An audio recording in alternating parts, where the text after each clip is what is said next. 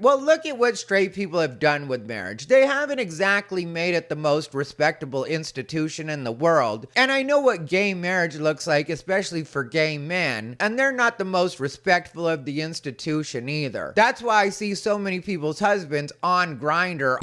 The Texas Supreme Court has legalized discrimination against the queer community. Thank God I'm gay and not queer. So the Texas Judicial Code of Conduct has now been updated by the Texas Supreme Court to say that judges could essentially refuse to marry same-sex couples based on closely held religious beliefs. Oh no. And it also comes as the United States Supreme Court is currently considering to decide whether or not to take a case that could end same-sex marriage rights for couples across the country. A case brought by Kim Davis. You remember Kim Davis. I did a video about her not too long ago. She was the county clerk that was refusing marriage licenses in, I believe it was Kentucky. I did a full video on her. I'll put the link up here, wherever it is. And if I forget to put the link, I know you guys are going to read me about it in the comments because you guys always do when I forget the links. But I'll try to remember.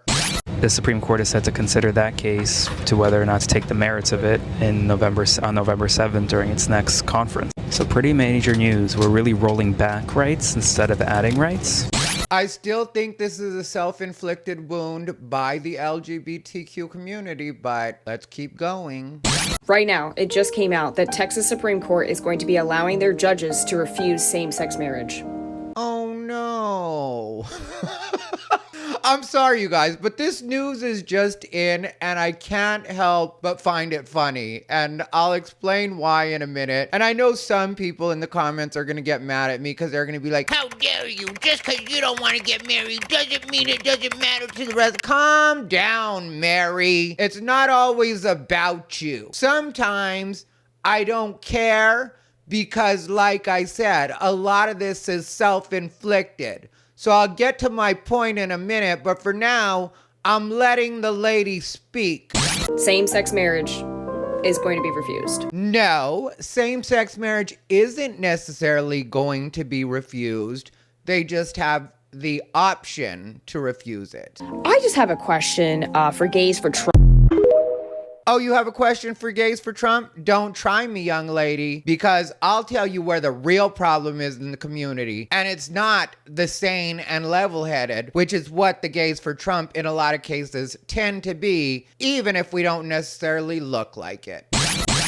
What's up, everybody? Ty Rivera here, the absolute best LGBTQ comedian in the world. All right, so I just wanted to make this video. It's not going to be a long one because everybody on social media is losing it right now because the Texas Supreme Court has just decided and written it into the Code of Conduct that Texas judges do have the right to refuse gay marriages based on their deeply held religious beliefs. And I know that I'm supposed to feel some sort of way about this and maybe like the world's caving in, but I don't, and I'll explain why. I think some sort of permanent solution for gay marriage is an inevitability, and so I think it's up to us as the gay community, and notice I didn't say the LGBTQ community, but as the gay community, gays and lesbians, to figure out how exactly we're going to make that happen so we don't have to sweat it every time there's a challenge to Obergefell, which, if you're not familiar, Obergefell v. Hodges was a Supreme Court case that led to gay marriage being recognized nationwide. But I also have to admit that the reason that I blame the gay community for this is because I think that when the Obergefell situation came down and we got gay marriage nationwide,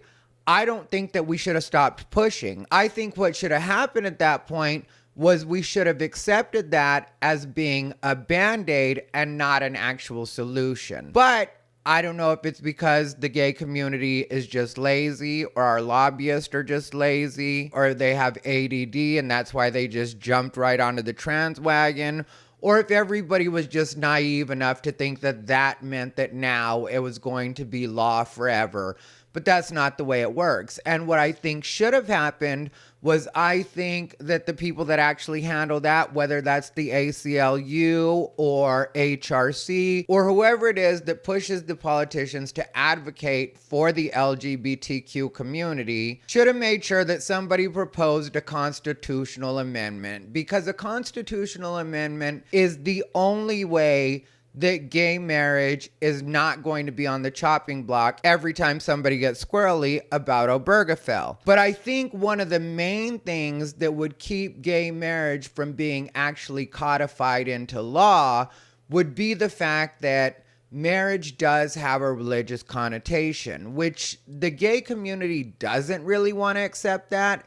And it would take the gay community actually having to compromise, which I know some people think that compromise is the worst thing in the world and we're supposed to see it the same as we see interracial marriage and whatever else people are going to say. But to me, compromise is key in these kinds of situations. And sometimes if you're more worried about the rights or the rights are what's more important, then you shouldn't really get caught up on the titles. And that's the way I feel about it. So the way that I would have played it, and keep in mind, this is all just opinion, and also keep in mind that Joe Biden in 2022, I believe it was, he signed the Respect for Marriage Act, which the thing that's tricky about the Respect for Marriage Act is it doesn't guarantee us the right to get married as gay people. What it does is make it so other states have to recognize your marriage if you are married in any one of the 50 states. The problem with that, though, is if Obergefell gets overturned, even the legal experts don't know exactly how this would all play out, because while in theory you would think that the marriages that happened while Obergefell was being upheld would still be valid and legal, it could make kind of a big mess of things, because exactly how does that work out? If you're married, but gay marriage is no longer a thing,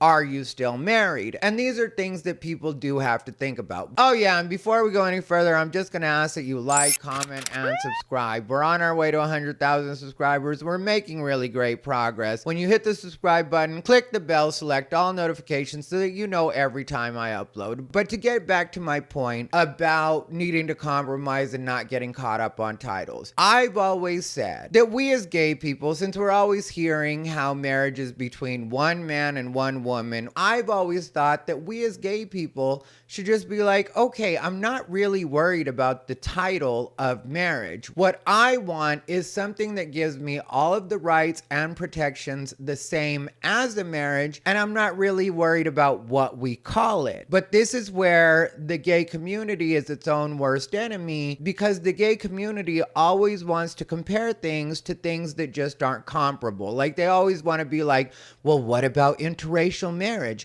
They used to say the same things about interracial marriage. I really wish you guys would stop trying to make gay seem like it's the same as race. It's just not.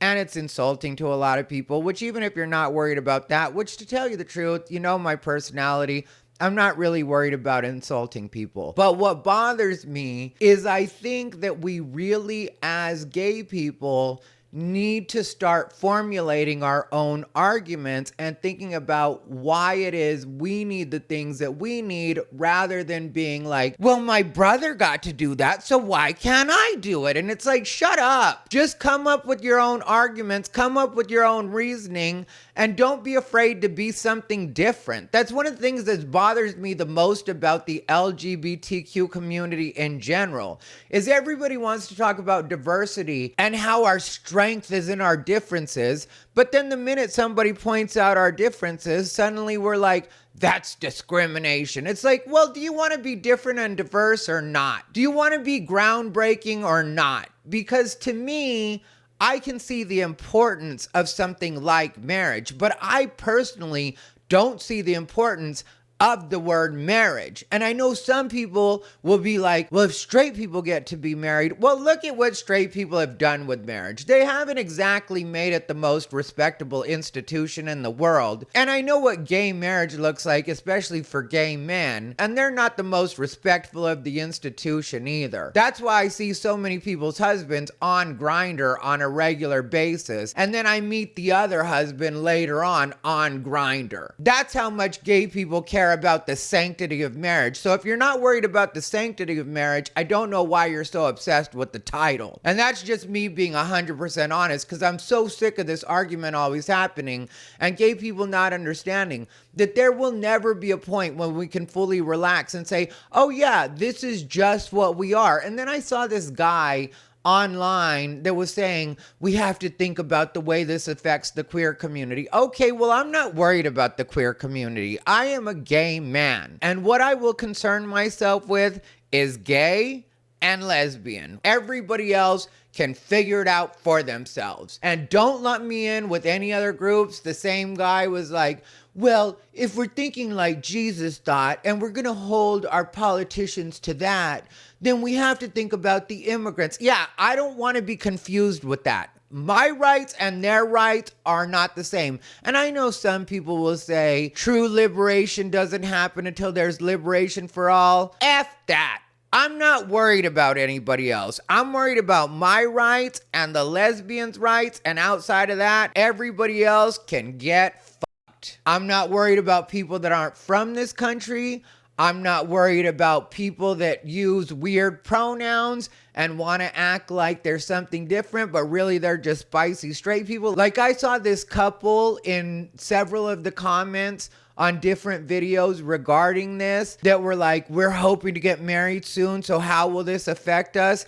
One of them was a woman and the other one was a trans woman. Hate to break it to you, as much as you'd love to be lesbians, you are heterosexuals in the eyes of the law. So stop acting like my issues are your issues. You two can get married like any other straight couple would. And that's why I don't have time for it. That's why I think, especially when it comes to the legal end of things, we as gay and lesbians need to completely separate from all the other letters. Let them fight out their issues that nobody cares about, because all they're doing is making the rest of us look bad. All they're doing is making it seem like the panic people had about gay marriage and the slippery slope that was going to turn into has come true. Because when I was younger, that was the argument against gay marriage. Well, if we start letting men marry men and women marry women, then the next thing you know, they'll be marrying animals. And then along came the furries. May not exactly be animals, but close enough to make our detractors say, see, they're into depravity, exactly like we said. Then the other thing they used to say was, if we let gay marriage happen, they're going to come after the children. Does it not look like the trans community really has come after the children? And I'm sure I could find other examples of people that are in the community but not lesbian or gay doing things that basically prove our detractors right. But for the sake of brevity, we'll just go with those two examples. What I'm getting at is when you have these people making it look like they were right all along and making us look bad, that's when it's time to completely separate from that and be like, okay, that's going to have to be you. And like I said, if you really want to get what you want to get, which is the rights, not worried about the title, you'll compromise and be like, okay, I want the same rights and protections as any other American. And I don't mind what we call it, but I need that to be a constitutional amendment. Let's codify that into law. And then we, as gay and lesbians, will have what's the most important thing for us legally. Because like I said, I'm not worried about being married as far as any kind of tradition goes. But I do see the importance of marriage, especially on the federal level, because that's the problem with civil unions, is that civil unions are only recognized by the states. They're not federal. And there are certain benefits to having a federally recognized legal union. So I definitely do get why that's important, even if I never get married or whatever it is we'll end up calling it in the future. But everything I'm talking about will likely never happen because the LGBTQ community is absolutely allergic to compromise and constantly wants to live in victimhood, which may be the actual reason that nothing ever gets resolved. when it comes to LGBT. And that's because if the community isn't in constant panic and under some sort of threat at all times, then the community isn't happy. And that's where I'm at on it. Let me know what you guys think down below in the comments. If you want to see a video of me talking about the Snap community crashing out, click the video on your screen. Other than that, as always, thank you for watching. This has been Ty Rivera, the absolute best LGBTQ comedian in the world.